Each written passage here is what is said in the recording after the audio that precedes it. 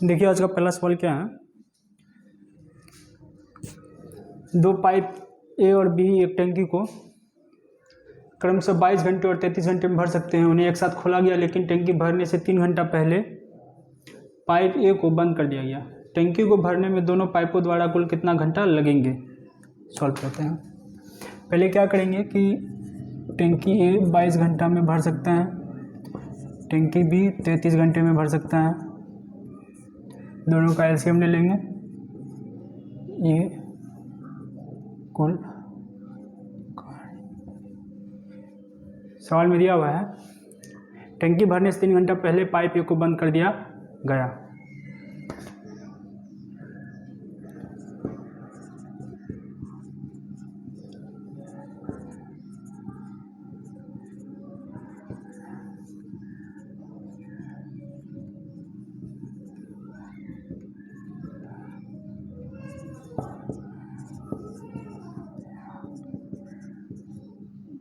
इसीलिए पाइप ए द्वारा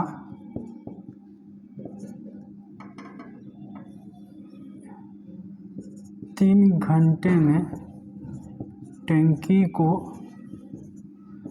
भरा जा सकता था। देखिए ये 22 गुना 3 33, ये जो है 1 घंटे में 3 इकाई भरेगा, इसीलिए 3 घंटे में 9 इकाई। अतः कुल धारिता क्या हो जाएगा टंकी का? अब 66 पहले से है, 9 यहाँ आ गया, 66 9 75। अब सवाल क्या पूछ रहा है हम लोगों से कि दोनों पाइप द्वारा कुल कितने घंटे लगेंगे।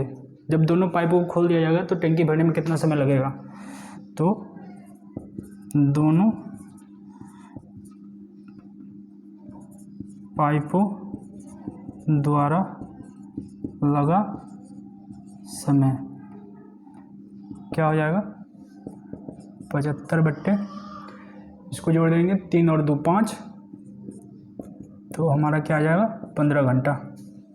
ऑप्शन हमारा डी हो जाएगा। ठीक है, नेक्स्ट सवाल देखते हैं।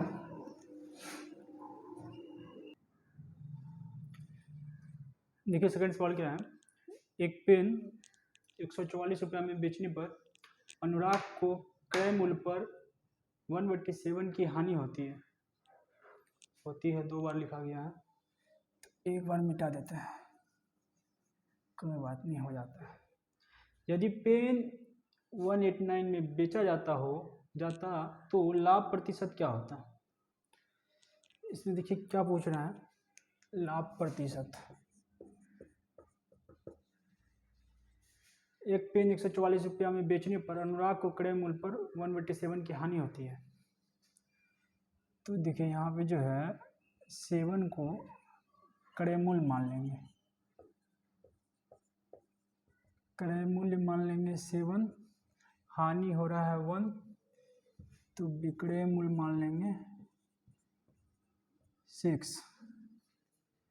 क्रय मूल्य पर 1/7 दिया हुआ है, ये रेशियो वाला है, तो नीचे के हम लोग क्रय मूल्य मान लेंगे। 1 की हानि हो रही तो 7 में से 1 जाएगा, तो 6 विक्रय मूल्य हो जाएगा। तो विक्रय मूल्य पेन 144 रुपये में बेचा गया, 144 में बेचा गया, तो 6 विक्रय मूल्य है, 6 बराबर 144, तो 1 इकाई बराबर हो जाएगा 6 दूना 12, 6 चौके 24, तो क्रय मूल्य निकल जाएगा हम लोगों का गुना 7 कर दीजिए, 7 चौके 28, 7 दूना 14, 2 16, ये हम लोगों का विक्रय मूल्य निकल गया। सवाल में क्या कह रहा है कि पेन अगर 189 में बेचा जाता तो लाभ प्रतिशत पूछ रहा है।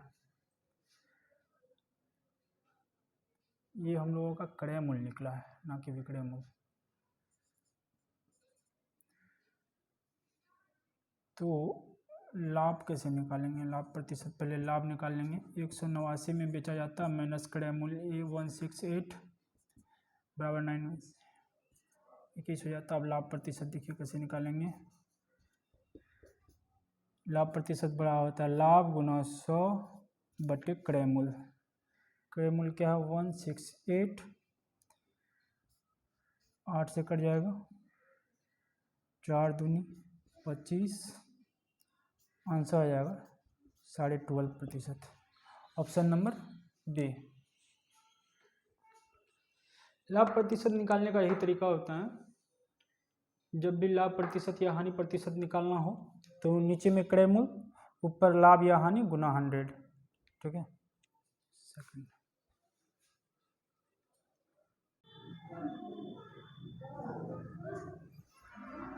देखिए इसमें क्या पूछ रहा है कि निम्नलिखित में से कौन सा सही है। जब भी इस टाइप का क्वेश्चन रहेगा ना दोस्त, तो इसमें जैसे कि पता करना हो कि ये बड़ा है या ये बड़ा है, या बराबर, तो खैर ये दोनों होगा ही नहीं, ये तो ऐसे गलत हो गया, या ये सही, ये बड़ा है या ये बड़ा है, ये भी बराबर, और बड़ा तो होगा नहीं, बराबर इसमें दिया हुआ, तो ये दोनों गलत हो गया। जब भी इसको पता करना हो कि कौन सा साइड बड़ा है, उसका एक तरीका क्या है कि आप जो है इसको इससे गुना कर दो, इससे इसको गुना कर दो, जिस साइड का गुणनफल बड़ा आएगा वो साइड बड़ा हो जाएगा। जैसे अगर इसको 16 को 13 से गुना किए और 9 को 24 को 9 से गुना किए, अगर इस साइड का बड़ा आ गया तो इधर बड़ा हो जाएगा, तो ये गलत हो जाएगा। अगर इस साइड का बड़ा आ गया गुणनफल तो ये सही हो जाएगा। ठीक है, तो गुना करके देख लेते हैं इसको। 9 × 24 क्या आ जाएगा 216, और 16 × 13 करके देख लेते हैं 48, 208। तो यहाँ पे स्पष्ट है कि 216 ये बड़ा है, तो ये सही हो जाएगा, क्योंकि इस साइड का यहाँ साइन दिखा रहा बड़ा, इधर लेस देन है, इधर ग्रेटर देन है, तो ये ऑप्शन ए हो जाएगा हम लोगों का। ठीक, नेक्स्ट सवाल देखते हैं।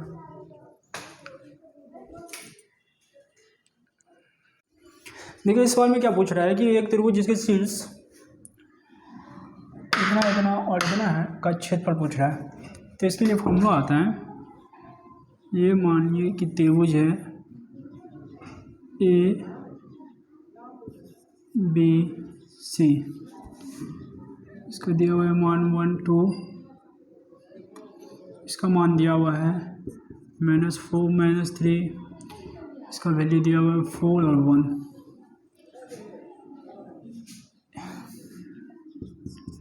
If a x1 y1 b x2 y2 and c x3 y3 हो, then area of triangle ABC equals to half of x1 y2 minus y3 plus x2 y3 minus y1 plus x3 y2 minus y1 minus y3।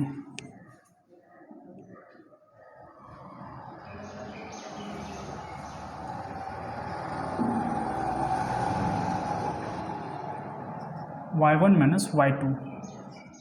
Okay, इसमें देखिए value put करेंगे,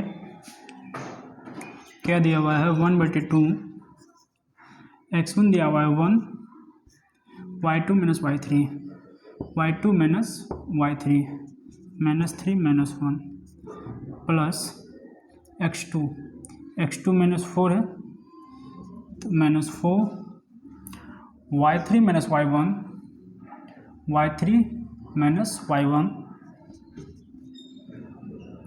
plus x3 का मान 4 दिया हुआ है, y1 minus y2, y1 minus y2 2 + 3, इसको solve कर लेंगे तो आंसर आ जाएगा हमारा -4 -4 +4 -4 ये कट जाएगा, 5 ये हो जाएगा 20 इसका 10 वर्ग इकाई। आंसर हमारा ये हो जाएगा। ओके,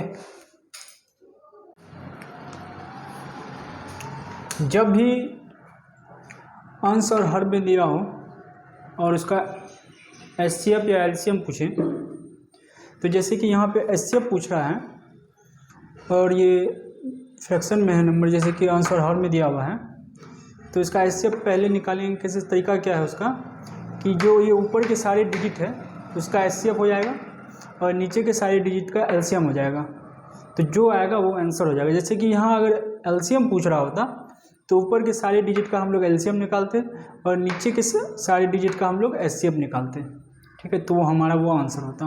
तो यहाँ पे HCF पूछ रहा है तो ऊपर के सारे डिजिट का हम लोग HCF निकालेंगे। HCF देखिए कैसे निकालते हैं कि 2 तो 2 हो गया 8, 2 गुना 4 गुना 8 10 25 32 2 4 8 16 32।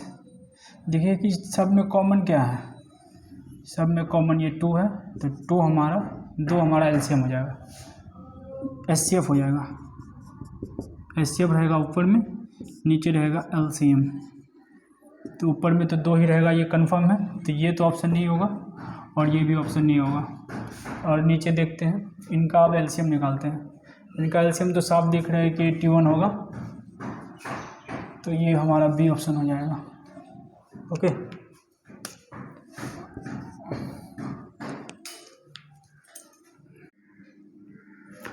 ये सवाल क्या है, इतना कि एक धनराशि पर 2 वर्ष के लिए 10% वार्षिक दर पर CI कितना होगा यदि ब्याज की गणना अर्धवार्षिक तौर पर होती हो। जब भी ऐसा हो सवाल में, CI का सवाल हो, उसमें अर्धवार्षिक या तिमाही पूछ ले तो उसको कैसे सॉल्व करेंगे।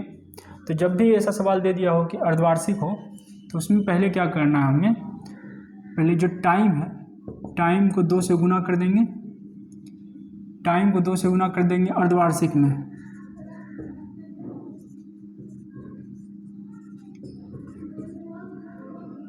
और रेट को 2 से भाग दे देंगे। अगर सवाल में तिमाही दिया हो,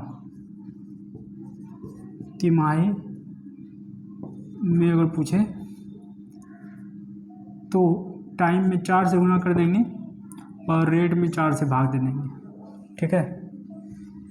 लेकिन यहाँ सवाल अर्धवार्षिक पूछ रहा है, तो यहाँ पे टाइम को 2 से गुना करेंगे,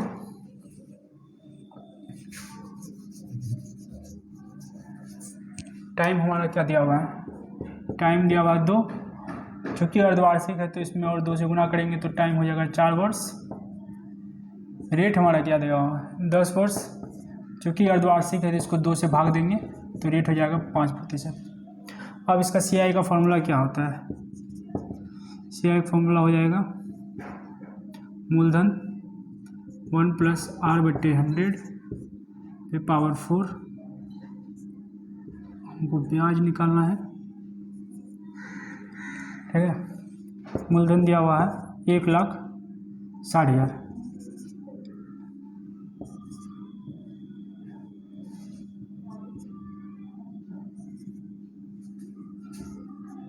रेट हमारा है 5, टाइम दिया हुआ है 4 - 1, इसको सॉल्व कर लेंगे। ऑप्शन यहाँ पे ये गलत लिखा हुआ है, ऑप्शन यहाँ मिटा देंगे।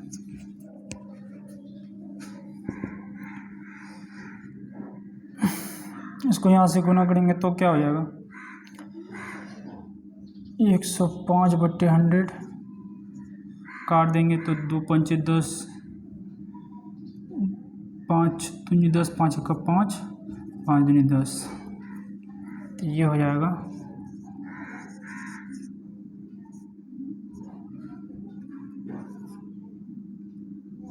21/24 - 1।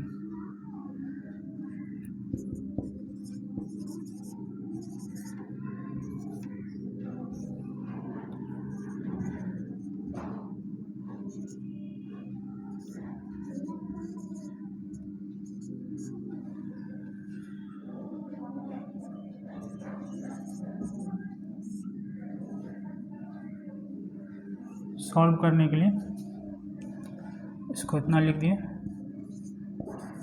160000, एक सेकेंड।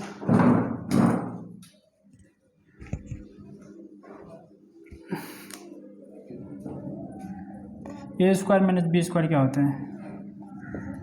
ए प्लस बी माइनस ए माइनस बी बट्टे ये 0000 ख़त्म, 4 × 4 16, ये ख़त्म। इसको जोड़ेंगे तो क्या हो जाएगा? 148 × 41, इसको गुना कर लेंगे 41 148 4 16 8 चौके 32 1 33 18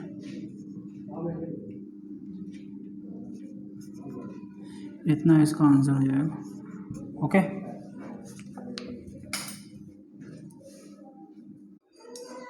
फिर इस सवाल में क्या पूछ रहा है?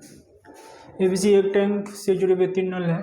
ए बी मिलकर एक टैंक को 6 आवर में भर सकते हैं, बी और सी 10 घंटे में और ए और सी 7.5 घंटे में भर सकते थे। अकेले टैंक को भरने में कुल कितना समय लगेगा? इससे पहले एक टैंक का सवाल हो चुका है, ये दूसरा सवाल है। इसको देखिए क्या बोल रहा है सवाल में। ए प्लस बी एक टैंक को 6 घंटे में भर सकते हैं, बी प्लस सी 10 घंटे में भर सकते हैं, ए प्लस सी 15 समय में भर सकते हैं। इसका एलसीएम ले लेंगे तो 30 आ जाएगा कुल कार्य। इसका इकाई निकाल लेंगे 6 × 5 = 30, 10 × 30, ये आ जाएगा 4। इसका ABC का कुल क्षमता क्या हो जाएगा? इसको जोड़ देंगे तो इसको एडिंग करेंगे 5 3 8 4 12। ABC की क्षमता आ गया 6। हमको ए का पूछ रहा है कि ए कितने समय में बढ़ेगा, तो बी और सी घटा देंगे इसमें। बी और सी का मान दिया हुआ है 3 इकाई क्षमता, तो ए का क्षमता आ गया 3 इकाई। तो आप पूछ रहा है ए अकेले टैंक को भरने में कुल कितना टाइम लेगा, तो ए द्वारा लिया गया समय बराबर क्या हो जाएगा? 30 कुल कार्य है, कुल क्षमता कैपेसिटी है टैंक की बटे 3 बराबर 10 आवर। ऑप्शन नंबर ए हो जाएगा। देखिए इसमें क्या है, x + y = 3, x × y = 2, तो x³ - y³ का मान क्या होगा? देखिए यहाँ पे जो है, अगर हम लोग x की जगह 2 रखते हैं और y की जगह 1 रखते हैं तो 2 + 1 3 हो जाएगा, 2 × 1 2 हो जाएगा। मान सेटिस्फाई कर रहा है तो हम x की जगह 2 और y की जगह 1 रख के सॉल्यूशन कर देंगे तो आंसर आ जाएगा। अगर मान यहाँ पे सेटिस्फाई नहीं करता तब जो इसका फॉर्मूला होता है वो फॉर्मूला लगा के तब इसको सॉल्व करते हैं। x³ × y³ का फॉर्मूला क्या होता है आपको हम बता दें, x - y × x² + y² + x × y, ये इसका फॉर्मूला होता है। ठीक है, चूँकि हमारा मान सेटिस्फाई कर गया वैल्यू, इसीलिए हम लोग डायरेक्ट बनाएंगे। जब नहीं कर रहा होता तब हम लोग ऐसे बनाते हैं। ठीक है, तो x की जगह में हम लोग 2 रखेंगे और y की जगह में हम लोग 1 रखेंगे। तो x की जगह में 2 रखेंगे, 2 का क्यूब और y का क्यूब, तो 8 - 1 तो 7 हो जाएगा इसका आंसर। ओके, इसमें क्या है, यदि इतना को 25 से विभाजित किया जाता है तो शेष क्या बचेगा? जब भी ऐसा सवाल है तो इसमें जो है कॉमन ले लेंगे, 7 पे पावर 21 कॉमन ले लिए तो क्या बचा यहाँ 1 + 7 + 7 पे पावर 2 7 पे पावर 3। अब जो है इसको जोड़ लेंगे, सती 49, 9 7 63, 7 6 42, 6 48, 49 7 1, 10 20, 0 हाथ रख 2, 10 4 14, 4 हाथ रख 1, 4 1 5।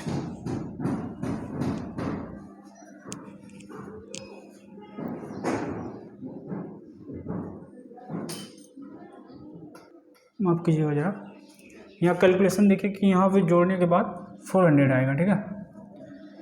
तो 7 2 × 400, इसको भाग देना है 25 से, तो 25 से ये पूरा कट जाएगा, तो शेषफल हमारा 0 बचेगा। ओके, कॉमन को छोड़ देंगे, जितना बचेगा उसको हम लोग सॉल्व करेंगे, तो जो अंक आएगा उससे भाग देंगे, तो जो शेषफल आएगा वही हमारा आंसर होगा। तो शेषफल यहाँ पे 0 आ रहा है, तो 0 आंसर हो जाएगा। देखिए इस सवाल में क्या पूछ रहा है, ट्रायंगल दिया हुआ है, 2 एंगल का मान दिया हुआ है और पूछ रहा है find the value of x, x का वैल्यू पूछ रहा है। एक्स हो गया तो अब क्या ही वैल्यू उसका। खैर यहाँ पे एक्स का वैल्यू दिया, इसका फॉर्मूला क्या होता है, जब भी ट्रायंगल हो इससे ए बी सी डी, ये एक्स ये वाई, इसका फॉर्मूला होता है, ये अगर ऐसा ट्रायंगल हो तो 2 बाह्य कोण बराबर होता है, 2 अंतःकोणों का योग बाह्य कोण के बराबर होता है, ठीक है, ये इसका फॉर्मूला होता है। तो सीधा निकालेंगे ये, तो डायरेक्ट बन जाएगा एक्स बराबर 72 + 69, 11 7 2 14, 141 इसका आंसर हो जाएगा। चलिए इस वीडियो में इतना ही रखते हैं, धन्यवाद।